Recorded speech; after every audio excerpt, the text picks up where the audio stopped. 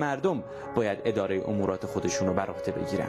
آنارشیست‌ها همیشه و البته به درستی متهم به یک نوع ایدئالگرایی هستند و واقعیت نشون داده که اگر هیچ خاصیتی نداشته باشن، حداقلش اینه که خوب بلدن وضع موجود رو نقد کنن و مهمان امشب ما از این قضیه مستثنا نیست. نوام چامسکی یکی از مشهورترین و تأثیرگذارترین متفکرین معاصر دنیاست. او متولد سال 1928 در ایالت فیلادلفیای آمریکاست و همکنون استاد بازنشسته دانشگاه MIT است. تخصص اصلی او زبانشناسی است، اما مقالات و آثار او در زمینه نحوه کنترل مردم توسط رسانه‌های آمریکایی مورد استقبال اهالی اندیشه قرار گرفته. چامسکی منتقد سیاست خارجی آمریکاست و در دوران جوانی زندانی سیاسی را تجربه کرده. این متفکر آمریکایی مؤلف بیش از 100 اثر علمی است و مناظره او با میشل فوکو که در آن او مغلوب واقع شد، جزو ویدیوهای محبوب فضای مجازی بین اهالی اندیشه در غربه. A decent society should maximize the possibilities for this fundamental human characteristic to be realized. Je suis dans ma démarche beaucoup moins avancé, je vais beaucoup moins loin que M. Chomsky. Une des tâches qui me paraît urgente, immédiate, avant même toute autre chose, c'est celle-ci.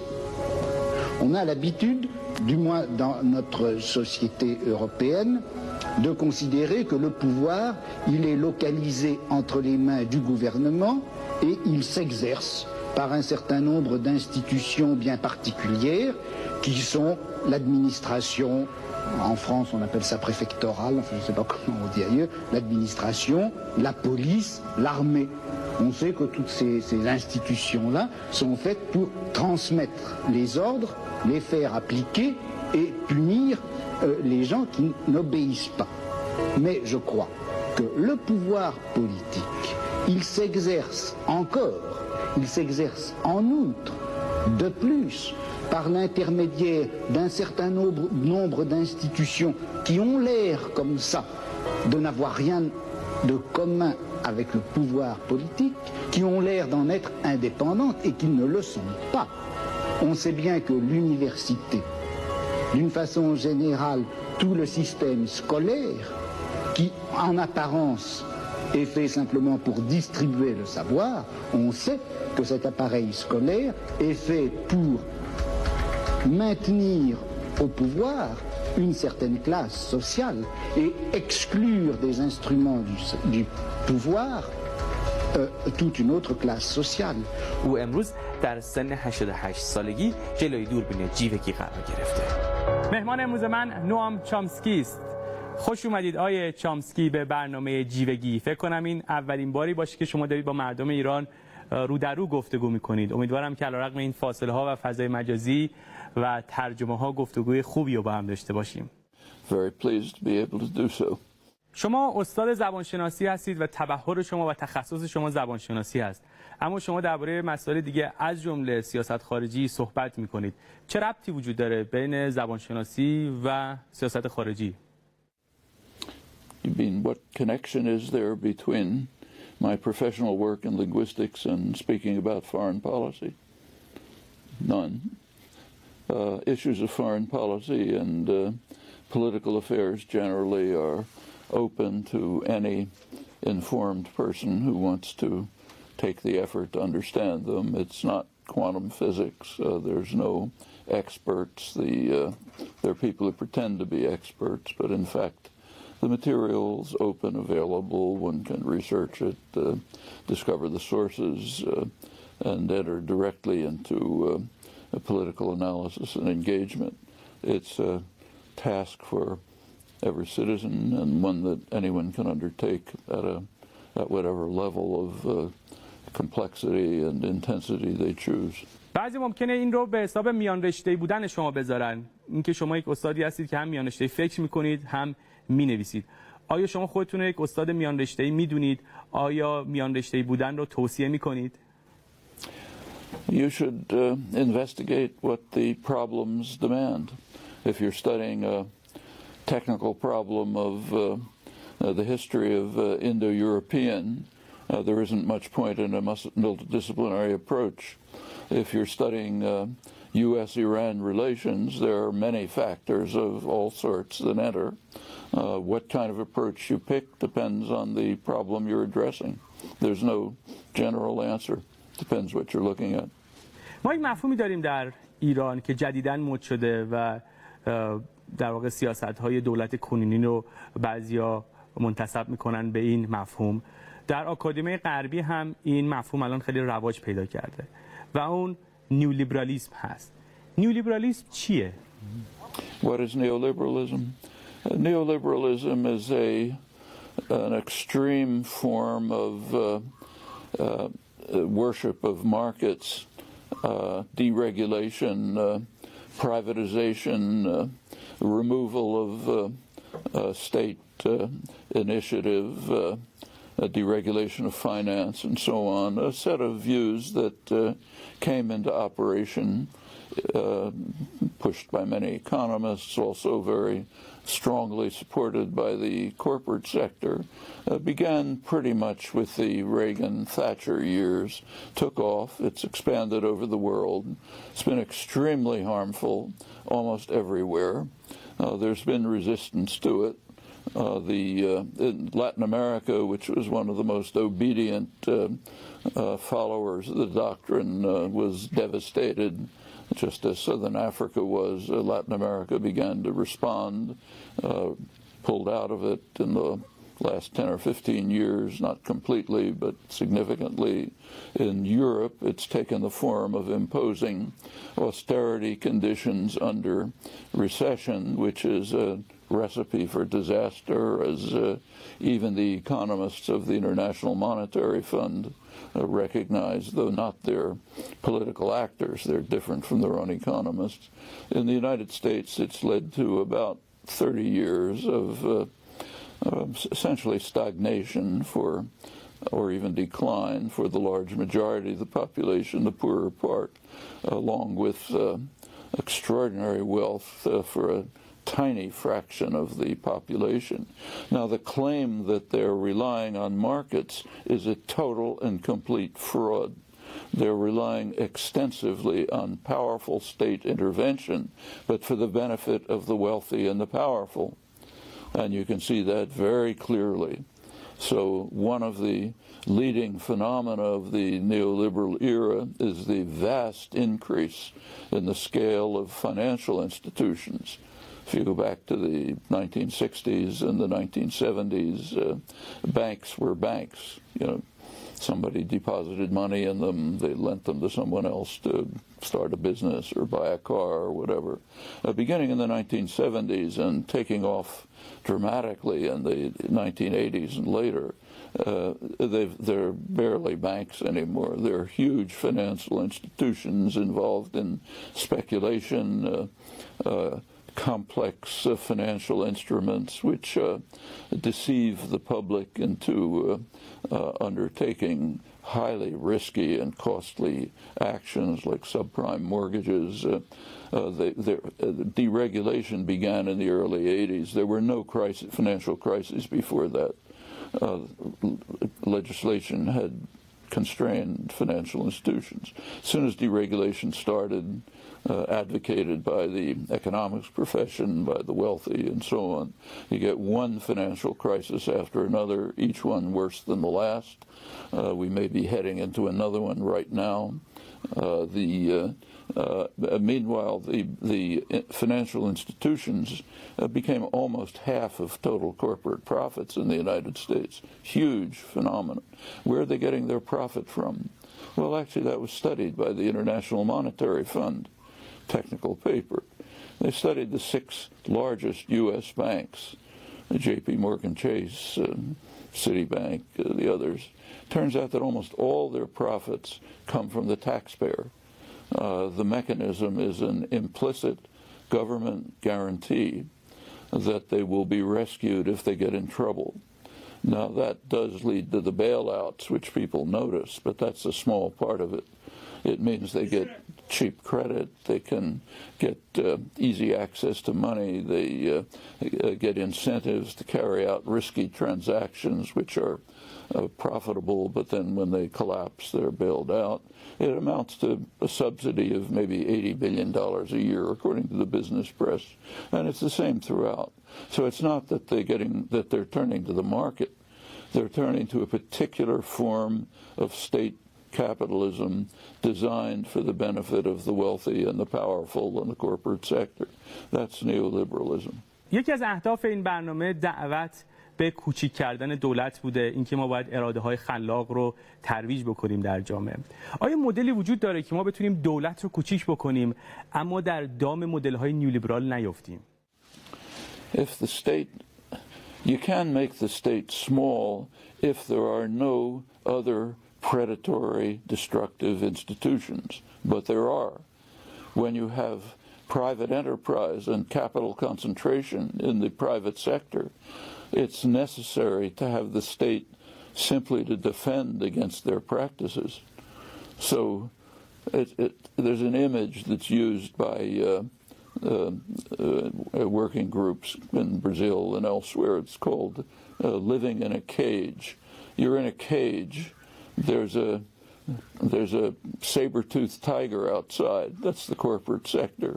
The cage is the government. You don't like the government. You'd like to make it smaller. But you need the cage to protect you against the bigger threat that's outside. So as long as you have private concentrations of capital, the public needs to be protected. Deregulation is a perfectly good example. As I said, as long as banks were regulated by the state, there were no financial crises. As soon as deregulation began under the neoliberal principles, you get crisis after crisis, and it's the public that pays for it. The perpetrators, the big banks, they do fine. They came out of the last crisis bigger and richer than ever. They're responsible for it, but they're bailed out by the taxpayer, so they just get bigger and richer and richer. That's state. It makes good sense in the longer term to eliminate and reduce state power, but only when you get to the point where it's not needed to protect the society against a much greater danger. یکی از مشکلاتی که ما در ایران داریم نفتی بودن دولته. این که اقتصاد نفتی خلاقیت‌ها رو از بین برده، اجازه نمیده انرژی‌های مختلف، اراده‌های مختلف به صحنه بیان و جامعه ما رو بسازن. و این توسط خیلی از محققان نقد شده، از جمله رضا امیرخانی که از قضا مهمان شماره 0 برنامه جیوگی بود، برنامه حالا مثلا اول ما. او هم مثل شما آنارشیست، البته با رویکرد گفتمان انقلاب اسلامی. او وقتی میخواد راه حل ارائه بده، راه حلاش تنه میزنه به مفاهیم بازار آزاد و اقتصاد نیولیبرال. و من همیشه به این فکر کردم که آیا یک مدل توازنی وجود داره که ما بتونیم دولت رو کوچیک کنیم اما دولت همچنان قدرتمند باشه که بتونه ما رو در برابر مثلا هجمه خارجی حفاظت بکنه. در این حال اراده‌های خلاق کار خودشون رو انجام بدن، دولت همه جا دست و پاگیر نباشه، بخش خصوصی هم یک استقلال نسبی داشته باشه، ولی خب همه جا رو نیاد بگیره، مثلا مثل مدل آمریکا و غرب. آیا مدل توازنی وجود داره؟ آیا ما میتونیم به این توازن بین دولت کوچیک اما قدرتمند، بخش خصوصی نیمه مستقل و این اراده‌های خلاقی میخوان انرژی انقلابی داشته باشن و میخوان کار خودشون رو انجام بدن و دولت رو مانع خودشون نمیبینن وجود داشته باشه، آیا ما میتونیم به این مدل توازنی فکر کنیم؟ Yeah. There's no general answer to how strong the state should be. It depends on the nature of the society. You cannot pick one piece out of a complex social economic system and say, let's fix that. Everything is interdependent.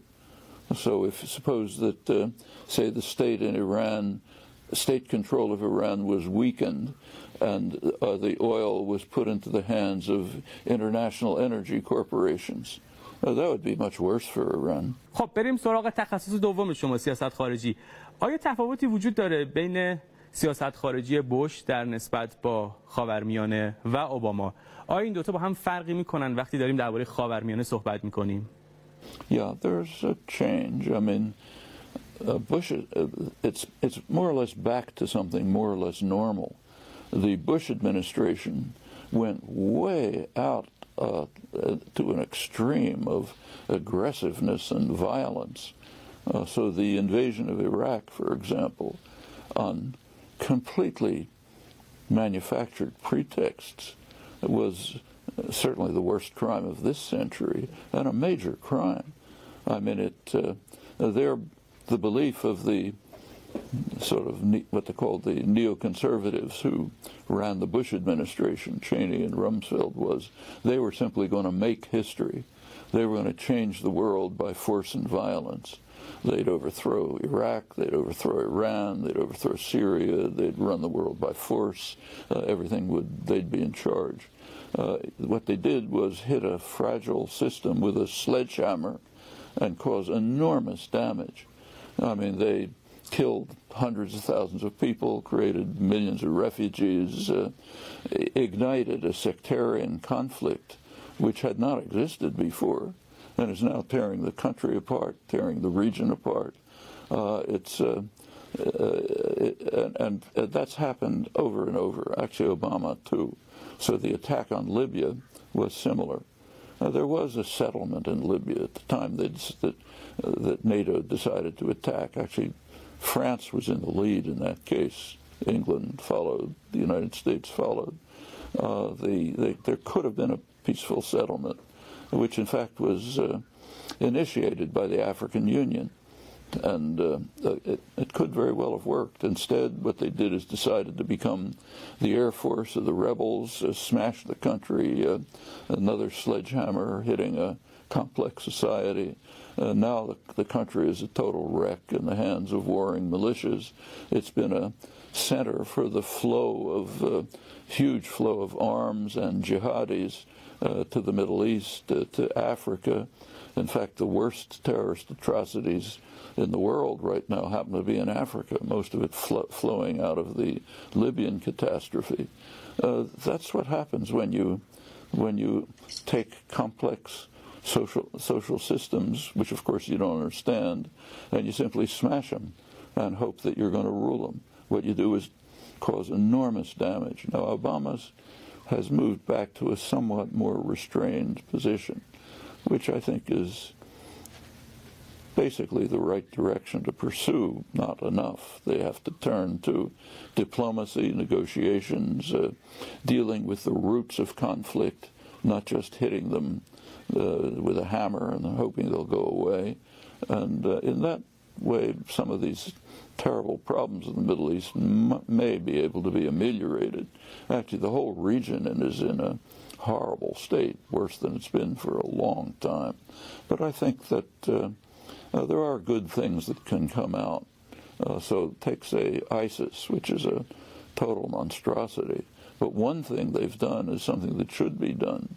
Begin to unravel the effects of the Sykes-Picot Treaty, the imperialist treaty of the arrangements during the end of the First World War between France and Britain, which carved the region up in ways that were very harmful to the populations and paid no attention to their interests. It was just done for the interests of the imperial powers.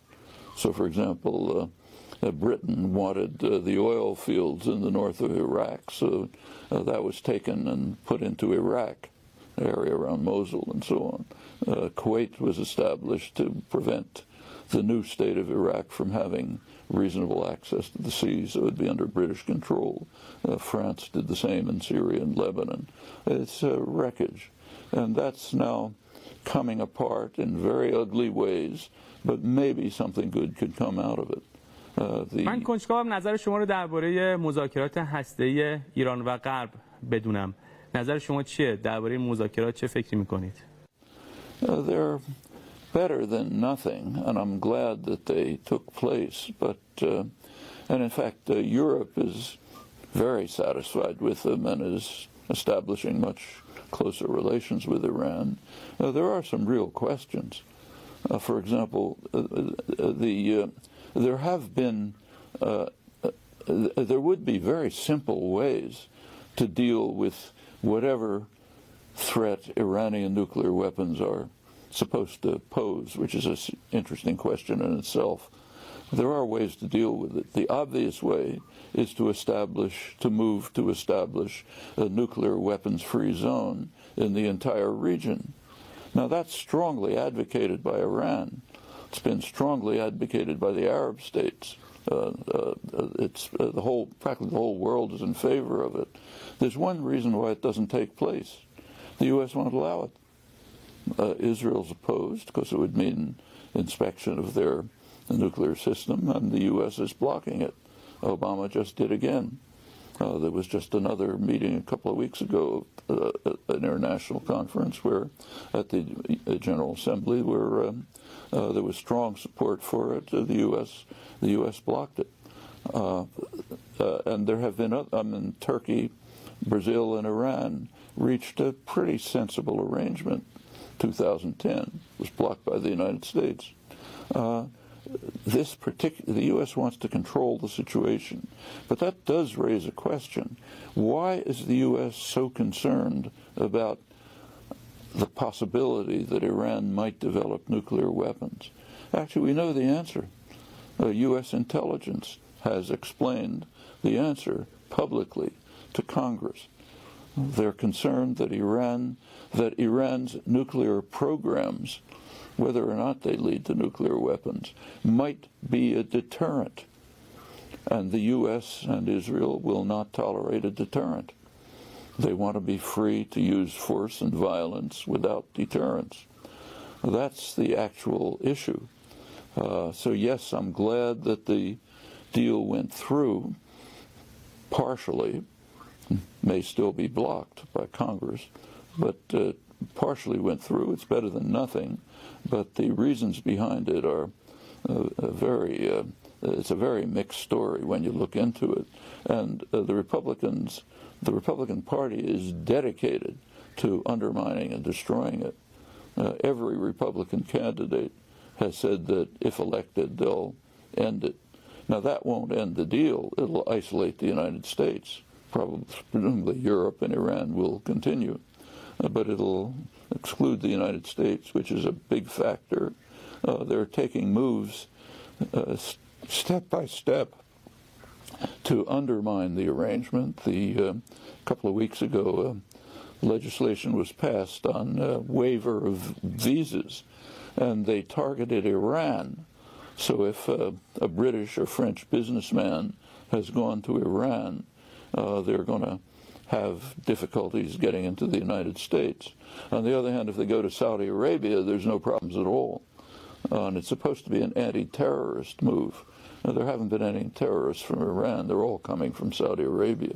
But these are the kinds of moves that are being made to try to pick away and undermine the deal. And if a Republican wins the White House, I think it's very likely that they'll rescind it and isolate the United States from the international community. I hope that in that case, Iran and Europe will continue instead of Iran withdrawing. I think that would be the right thing to do, but it could be a very disturbed and dangerous situation. خب وقت این سوال به وجود میاد با توجه به بحث تحریم‌های اخیر، این موضوع روادید که شما بهش اشاره کردید، اگه شما ایران بودید به دولت آمریکا اعتماد می‌کردید؟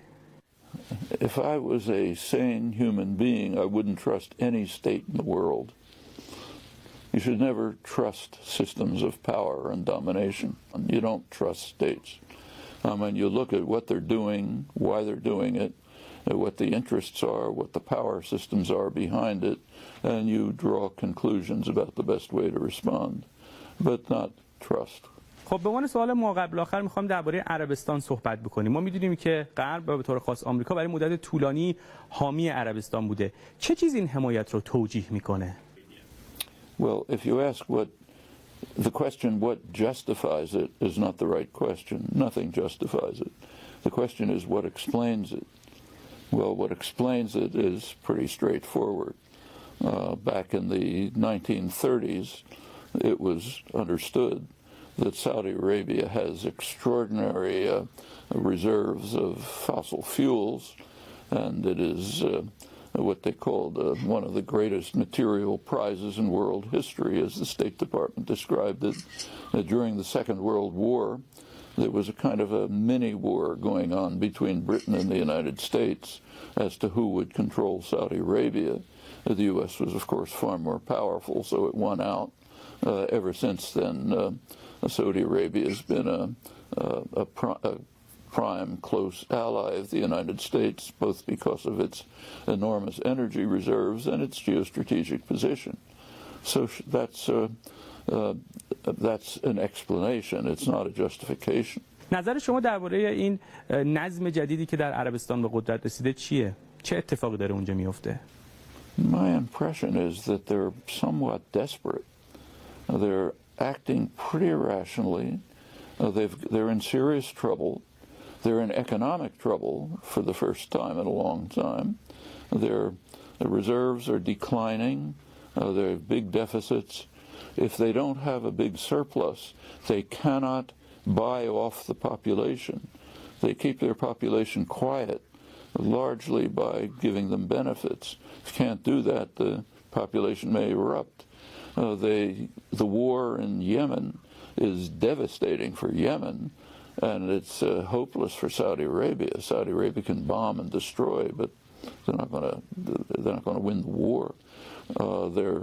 They're now under criticism from the West, which is unprecedented. Even in the United States, newspaper editorials, commentary, and others are beginning to criticize the extreme repression internal to Saudi Arabia and their sponsoring of jihadi and other organizations.